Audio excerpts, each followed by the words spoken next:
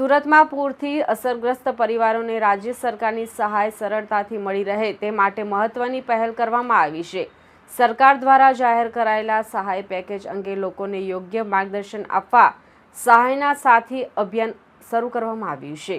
ઉધના સ્થિત કમલમ કાર્યાલય ખાતે માહિતી કેન્દ્ર કાર્યરત કરવામાં આવ્યું છે।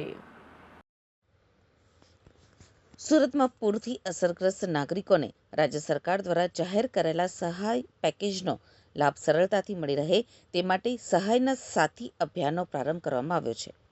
ઉધના સ્થિત કમલમ કાર્યાલય ખાતે શરૂ કરાયેલા આ માહિતી કેન્દ્રમાં સહાય મેળવવા માટે જરૂરી દસ્તાવેજો, અરજી પ્રક્રિયા અને અન્ય માર્ગદર્શન આપવામાં આવશે।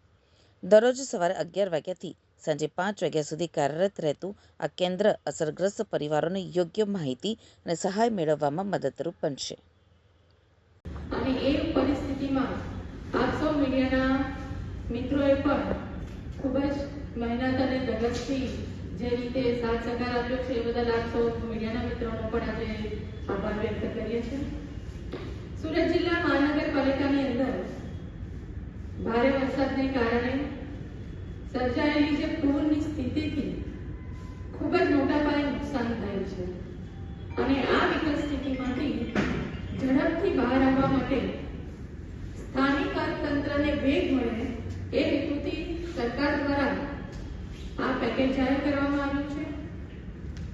મૃદુ અને મુખ્યમંત્રી શ્રી ભૂપેન્દ્રભાઈ પટેલ, નાયબ મુખ્યમંત્રી શ્રી હર્ષભાઈ સંઘવી તેમજ કેન્દ્રીય મંત્રી શ્રી સી.આર. પાટીલજી દ્વારા સુરતના અસરગ્રસ્ત વિસ્તારોની જાત માહિતી મેળવી અને નુકસાનનો જે ક્યાસ કાઢવા પ્રત્યક્ષ મુલાકાત અસરગ્રસ્ત વિસ્તારોમાં કરવામાં આવી છે।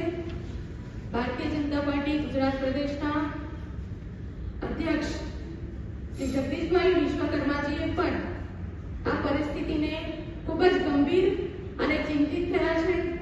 તેની સાથે સાથે અત્યાર સુધીમાં કોઈ પણ આવી વિકટ પરિસ્થિતિમાં હર હંમેશ પ્રજાની સાથે રહેતી ભારતીય જનતા પાર્ટીનું નેતૃત્વ જ્યારે પણ આ રાહત ફંડ એ અસર માનનીય મુખ્યમંત્રી શ્રી, નાયબ મુખ્યમંત્રી શ્રી અને એમણે જે પ્રેસ કોન્ફરન્સ દ્વારા જિલ્લા અને મહાનગરની અંદર નાની લારીઓ ચલાવતા હોય, નાના ગલ્લાઓ જેમના હોય એવા લોકોને ઉચ્ચ એટલે કે 7,500ની રોકડ સહાય કરવાનો નિર્ણય કર્યો છે અને લોકો સુધી લગભગ અત્યાર સુધી પહોંચી ગયો છે।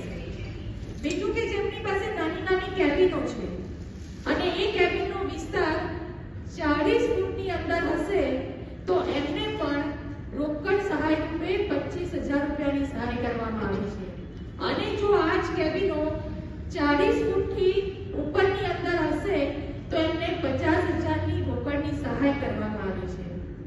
અને એનાથી આગળ જઈએ તો આપણે જોયું છે કે સુરત મહાનગરની અંદર પણ અને જિલ્લામાં પણ કે જે નાના નાના વેપારીઓ છે અને હાલમાં જ હવે તો